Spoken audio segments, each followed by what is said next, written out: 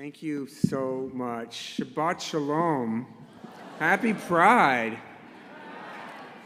It is such an honor to be here with the ranks of the other Pride Shabbat speakers who have spoken here at our congregation at CBST over the years, like Pulitzer Prize winning playwright Tony Kushner, marriage equality trailblazer Edie Windsor, perpetual thorn in Trump's backside, State Attorney General Tish James.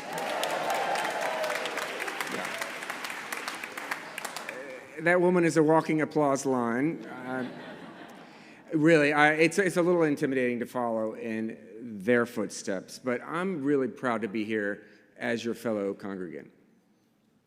And especially as your Manhattan Borough President, the first LGBTQ borough president in the history of the 5 boroughs of New York City.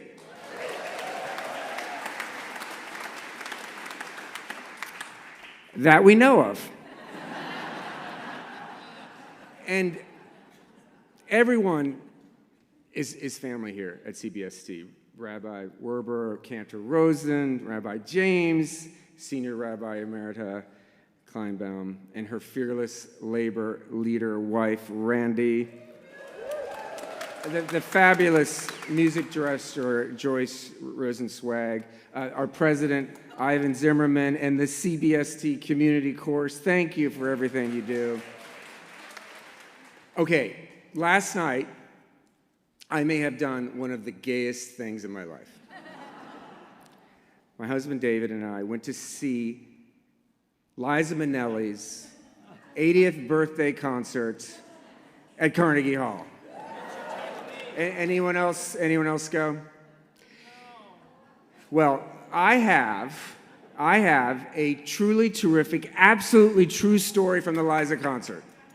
That's why I'm here, because some of you get that reference. I was approached by a woman who wanted her picture taken with me. She had told me she had been to every one of Barbra Streisand's tours since 2000. And by every tour, I mean all 38 cities where Barbra performed. Imagine meeting a Barbra fan at a Liza tribute concert. I mean, what's the Venn diagram there? See, this woman is part of a committed, you might say rabid, Barbra Streisand fan group called the Barbra Buddies, who number apparently in the tens of thousands. And all the Barbra Buddies, the tens of thousands of them, were circulating a photo online of the welcome sign into Manhattan that I'm responsible for as your Manhattan Borough President. So if you haven't seen it, you can probably spot it best on the Brooklyn Bridge. And it reads, "Hello, gorgeous." Thank you. We thought it would be an appropriate gay, Jewish, immigrant, Broadway tribute to our borough, saluting the Lower East Side, Fanny Brice, the show Funny Girl, and of course, Barbra herself. And even though we all know Barbra's from Brooklyn, and she made it here, though, in Manhattan first, playing at gay venues like The Lion on West 9th Street back in the day. So anyhow, the sign is a big hit with the Barbra Buddies. I'm kind of afraid they're stalking me, to be honest. But Barbra herself apparently really loves it. And she recently recorded a sweet thank you message on my Instagram page. Yes, Barbra left a message on my Instagram page.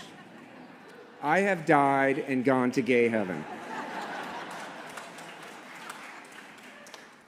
And on the way out, there are some Hello Gorgeous postcards for you to take, compliments of the Manhattan Borough President's office.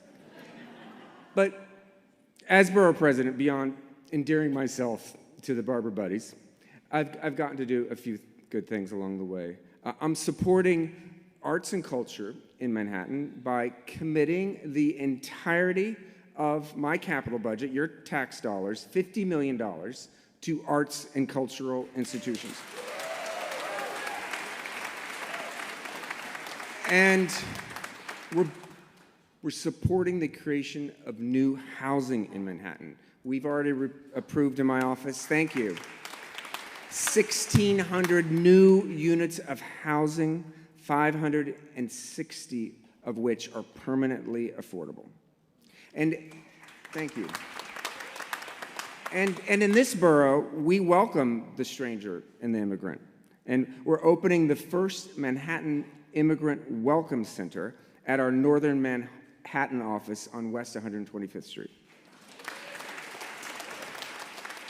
And speaking of immigrants, in my capacity as Manhattan Borough President, I recently requested a posthumous pardon from Governor Hochul and an apology from Mayor Mondani for the unjust conviction of Eve Adams, a fascinating woman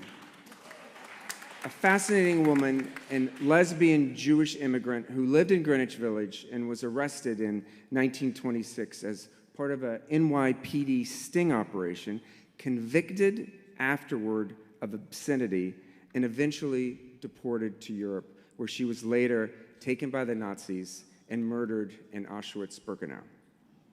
But I want to thank everyone here who has helped bring Eve's story to light. Thank you, Rabbi Kleinbaum. 40 years before the bricks flew at Stonewall, Eve Adams was laying the groundwork for queer liberation right here in Manhattan. Now, as was mentioned before I became your Manhattan Borough President, I was your state senator for 13 years, representing the west side of Manhattan, and many of you were in our district. It ran from the base of the Stonewall Inn, quite literally, birthplace of our LGBTQ human rights movement, we all know, all the way up to West 103rd Street. And as I like to say at the time, from the gay bars to Zay bars.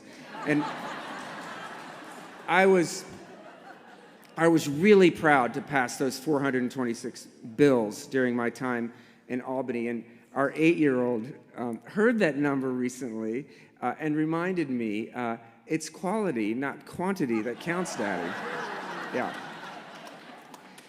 She's right, but I'm happy to have passed a few quality bills during my time in the state Senate. We did enshrine transgender human rights into state law through the Gender Expression Non-Discrimination Act. As the rabbi mentioned, we made New York State a beacon of hope for the parents and physicians of young people seeking gender-affirming care through our Trans Shield law. Thank you. We created the first transgender and non-binary wellness and equity fund in New York State, named after trans activist Lorena Borjas, who was an important partner at CBST's The Arc Immigration Clinic. And you can see her name on the memorial wall. And we are keeping ICE out of our state courtrooms with our Protect the Courts Act.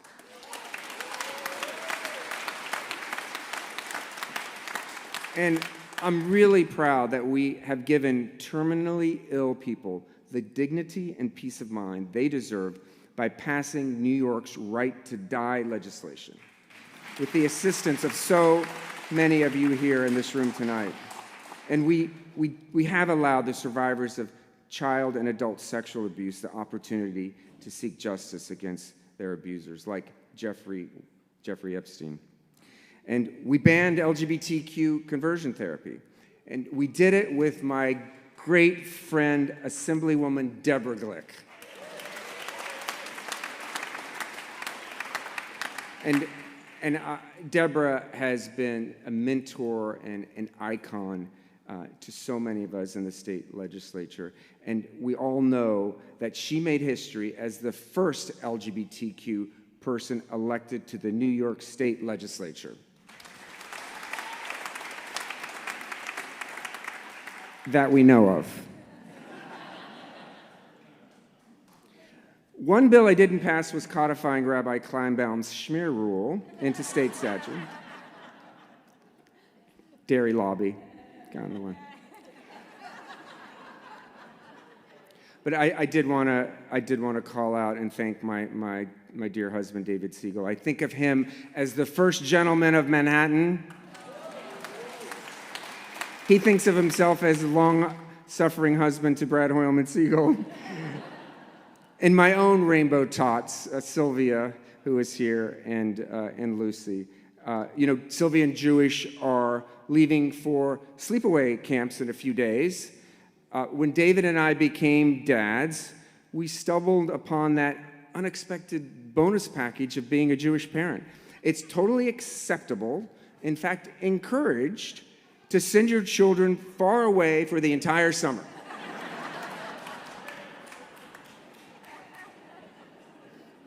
I have to say that being a parent here at CBST has been one of the great joys of our parenthood. Back when David and I became parents, we wanted that nurturing and accepting community for our daughters, and CBST is that place.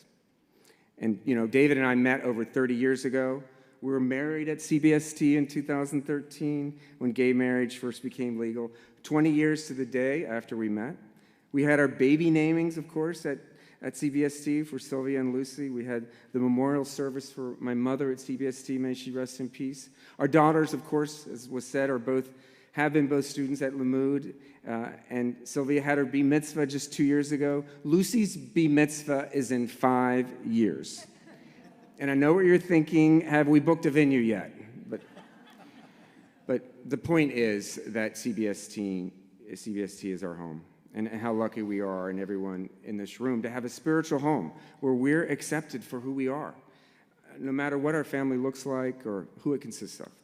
Because let's be honest, it's not easy being queer and Jewish these days. In here, we're safe, where so many of our personal identities align. But outside, we know that anti-Semitism is rising. Here's a startling statistic from the NYPD.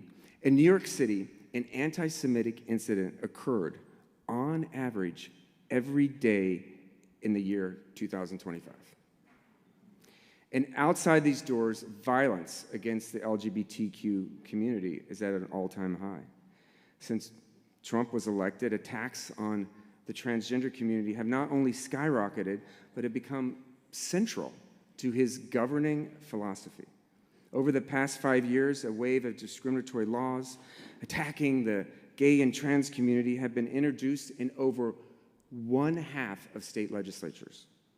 And earlier this year, the Trump Justice Department began seeking the private medical records of transgender young people who are receiving gender-affirming care at our local hospitals in Manhattan, including NYU Langone and Mount Sinai.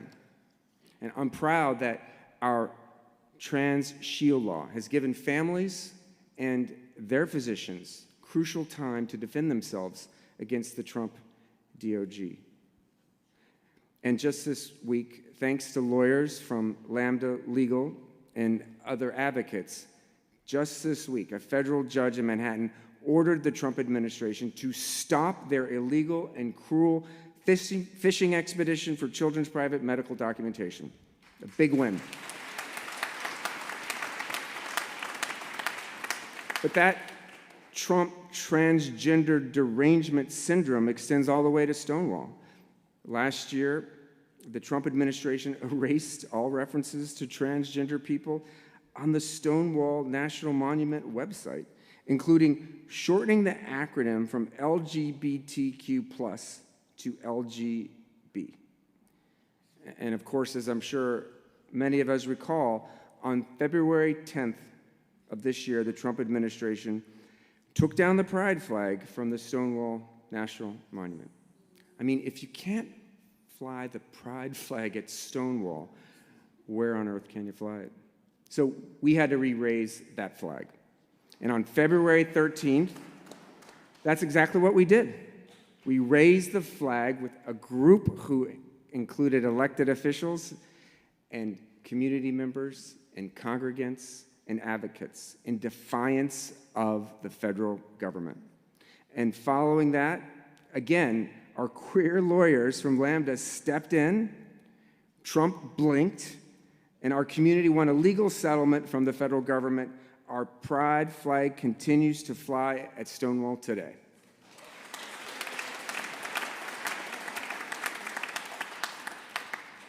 So sure, we've been through some tough times in the last year and a half. but we fought back. Here at the local and the state level, we don't need help from Washington to make sure that our values are reflected in our community. We're doing the work to protect New Yorkers in Albany and in City Hall, on the streets, in the courts. And at least we know we're doing a lot better than Trump's reflecting pool. So tonight, as we gather, on Sunday, when we march down Fifth Avenue, in the spirit of queer Jews like Eve Adams, let's remember who we are. And so maybe you'll indulge me and repeat after me an ancient chant. We're here. We're queer. We schmear. Get used to it. Thank you so much. Happy Pride. Shabbat Shalom.